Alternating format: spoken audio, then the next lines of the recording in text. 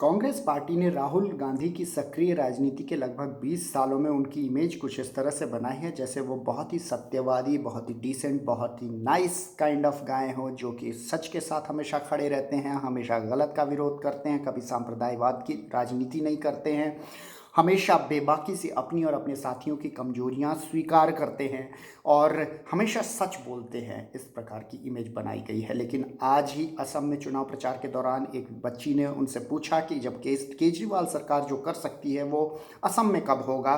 जिस प्रकार से केजरीवाल सरकार ने पब्लिक स्कूलों का कायाकल्प किया है और वहाँ बच्चे सरकारी स्कूलों में पढ़ने के लिए आ रहे हैं, उन पर बोझ नहीं पड़ रहा है। तो राहुल गांधी ने इसका तुरंत जवाब दिया है कि शीला दीक्षित ने दरअसल ये स्कूलों के कायाकल्प की नींव रखी थी और केजरीवाल सिर्फ मार्केटिंग कर रहे हैं, जबकि वीडियो प्रूफ है बाकायदा कि किस प्रकार से शिक्षा सिस्टम वो शैम्बल्स में था जब केजरीवाल सरकार ने टेक ओवर किया था।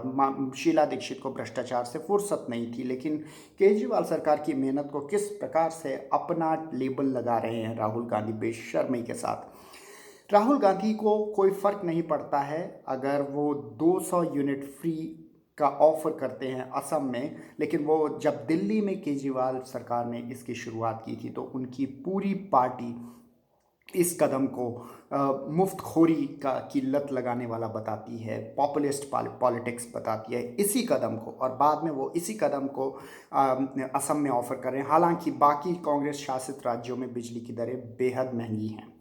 राहुल गांधी नरेंद्र मोदी को और अन्य लोगों को लांछित करते हैं, उन पर आरोप लगाते हैं कि किसानों को, जो किसान आंदोलन कर रहे हैं, उनको आतंकवादी वगैरह कहा जा रहा है। लेकिन वो चुप हो जाते हैं, बिल्कुल चुप हो जाते हैं जब उनके खुद के लुधियाना के एमपी रवनीत बिट्टू किसानों को खालिस्तानी एलिमेंट बताते हैं, या फिर उनके चीफ मिनिस्टर पंजाब के वो किसानों के आंदोलन को राष्ट्रीय सुरक्षा के लिए खतरा बताते हैं। ये राहुल गांधी बिल्कुल चुप रहते हैं जब इनके मध्य प्रदेश के मुख्यमंत्री कमलनाथ राम मंदिर के लिए सिल्वर ब्रिक्स भेजते हैं, या एनएसयूआई इनका जो छात्र विंग है वो राम मंदिर के लिए चंदा कलेक्ट करता है। लेकिन राहुल गांधी और इनकी टीम लगातार केजरीवाल को लांछित करती है, उन पर सांप्रदायिक हिंदुत्व की राजनीति का आरोप लगाती है। जब केजरीवाल मुख्यमंत्री योजना में अयोध्या को जोड़ने की बात करते हैं, जबकि वो ये जानते हैं कि केजरीवाल की मुख्यमंत्री तीर्थ योजना में अजमेर शरीफ भी है, स्वर्ण मंदिर भी है, विभिन्न धर्मों के धार्मिक स्थल हैं। तो ये बड़े ही शातिर तरीके से चुप्पी साध लेते हैं जब इनका कोई बंदा गलत काम कर रहा होता है। जैसे बड़े ही शातिर से तरीके से ये चुप रहे जब इनका पूर्व विधायक आसिफ मोहम्मद खान पिछले लोकसभा चुनाव में दिल्ली में आतिशी मरलीना के खिलाफ ये प्रचार कर रहा था कि ये यहूदी की बेटी है और मुसलमानों को यहूदी की बेटी को वोट नहीं देना चाहिए, वो स्वाभाविक दुश्मन है, दुश्मन को वोट नहीं देना चाहिए। राहुल गांधी ने इस पूर्व विधायक तक को चुप नहीं कराया। राहुल गांधी हमेशा चुप्पी साध जाते हैं जब कोई बड़ी दुर्घटना होती है, बड़े पाप किए जाते हैं कांग्रेस पार्टी द्वारा। 200 से ऊपर लोगों की मृत्यु हुई थी, गरीबों की मृत्यु हुई थी पिछले वर्ष पंजाब में जहरीली शराब से, जो कि अवैध फैक्ट्रियों में बन रही थी। कांग्रेस मंत्रियों और कांग्रेस के विधायकों ने न सिर्फ ये, उन्होंने 200 लोगों के मरने पर अपने कांग्रेस शासित प्रदेश में उन्होंने उन परिवारों को, गरीबों को, जिनके घर का जो चिराग बुझ गए थे, उनको विजिट तक नहीं किया। राहुल गांधी इस मामले में बहुत दोगले हैं, अपनी नाइस इमेज बनाते दिखते हैं, लेकिन दरअसल उनकी नीयत में बहुत भारी खोट हैं। राहुल गांधी कभी भी सच को स्वीकार नहीं करते हैं, कभी भी किसी अच्छी चीज़ को अप्रिशिएट नहीं करते हैं यदि वो ख़ास तौर पे अरविंद केजरीवाल या उनकी पार्टी ने की हो। भले बाद में उसे चोरी छुपे चुराते हुए दिखते हैं, कॉपी करते हुए दिखते हैं, अक्सर वो ये कोशिशें करते हैं। ये सिर्फ इमेज ब्रांडिंग के लगातार प्रयास रहते हैं। वो बिल्कुल चुप हो जाते हैं जब पंजाब के मुख्यमंत्री एक डॉक्टर्ड वीडियो, झूठा वीडियो केजरीवाल को बदनाम करने के लिए किसान आंदोलन के बारे में, खुद पंजाब के मुख्यमंत्री के मीडिया सलाहकार ऑफिशियल पोस्ट पे बैठे हुए वो फेक वीडियो, जो कि संबित पात्रा ने भारतीय जनता पार्टी के डॉक्टर किया था, वो वीडियो शेयर करते हैं।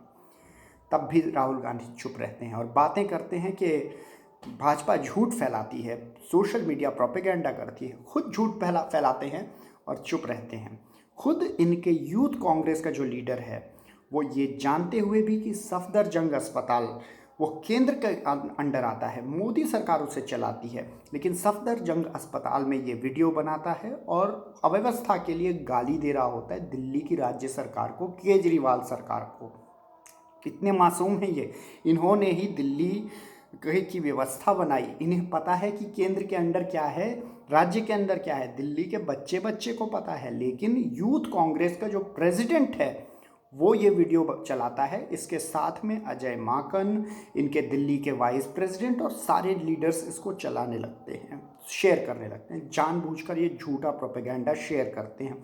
हाल ही के एमसीडी चुनावों में किस प्रकार से सांप्रदायिक कैंपेन की है इनके नेशनल लेवल के लीडर्स ने, शक्ति सिंह गोहिल आदि ने, ये सब ने देखा है, लेकिन राहुल गांधी ने नहीं देखा है। राहुल गांधी चुप रहते हैं ऐसी चीज़ों पर। राहुल गांधी गुजरात जाते हैं इलेक्शन कैंपेन के लिए, वहाँ पर नरेंद्र मोदी पर आरोप लगाते हैं कि उनका नाम सहारा बिरला डायरी में रिश्वतखोरी के लिए आया था, लेकिन वो चुप रह जाते हैं कि नरेंद्र मोदी के अलावा, शिवराज सिंह चौहान के नाम के अलावा लगभग सारे के सारे नाम वो कांग्रेसी चीफ मिनिस्टर्स के और तत्कालीन मनमोहन सिंह की सरकार में कैबिनेट मिनिस्टर्स के थे। वो ये भूल जाते हैं जनता को बताना कि सहारा बिरला डायरीज की जब जांच शुरू हुई थी तो उस जांच करने वाले ईमानदार अफसर को तुरंत मनमोहन सिंह की सरकार ने चेन्नई ट्रांसफ़र कर दिया था अहमदाबाद से। तो ये सारी बातें राहुल गांधी सब जानबूझकर आंख फेरते हैं, वो बिल्कुल उसी तरह से आंख फेर लेते हैं जैसे साध्वी प्रज्ञा पर आंख फेरते हैं नरेंद्र मोदी। तो आप चाहे कितना भी ईमानदारी का ढोंग पीटें, कितना भी प्रो पीपल होने की कवायद दिखाएं, लेकिन आपकी बेईमानी लगातार झलकती है, क्योंकि यदि आपने काम किया होता तो 20 बरस बहुत होते हैं आपके काम को बोलने में, काम को दिखाने में। आपकी सरकारों ने लगभग क्या, देश की हर राज्य में आपने स्टेट लेवल पे भी रूल किया है, आपने नगर निगम पंचायत लेवल पे रूल किया है, आपने लगभग 60 सालों तक केंद्र में सत्ता चलाई है। आपका काम देखना चाहिए था, जो नहीं दिखता है। न बिजली के रेट्स हों, आप आज भी जो राज्य चला रहे हैं वहाँ पर ऊंचे हैं, लेकिन आप गाली देते हैं केजरीवाल को, और खुद सांप्रदायिक राजनीति करते हैं लेकिन गाली देते हैं आप केजरीवाल को। कहीं ना कहीं आपको लगता है कि केजरीवाल से डर तो लगता है, आपकी रस्सी जल गई है, लेकिन वो बल जो है वो नहीं गया है। यदि आप अपना बड़प्पन दिखाएं और अपनी गलतियां स्वीकार कर लें, जैसे आपने 2013 में पहली बार आम आदमी पार्टी के 28 सीटें जीतने पर और अपनी बुरी तरह से हार पर आपने एक सेंटेंस तो कहा था कि आम आदमी पार्टी ने सही कदम चले हैं और हम उनसे सीखेंगे, लेकिन उसके बाद आपने कोई सीख नहीं ली है।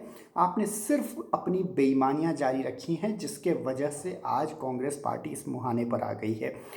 अभी आप तमिलनाडु में इलेक्शन कैंपेन में कहते हैं कि जब तक कांग्रेस पार्टी को 2/3 बहुमत नहीं मिलता तब तक उसकी जीत नहीं मानी जानी चाहिए, क्योंकि अगर हम थोड़े बहुत सीटें 10-15 सीटें एक्स्ट्रा जीतेंगे भाजपा से तो वो बीजेपी वाले खरीद लेंगे। आप ये क्यों नहीं बताते कि आपके लोग बिक जाएंगे?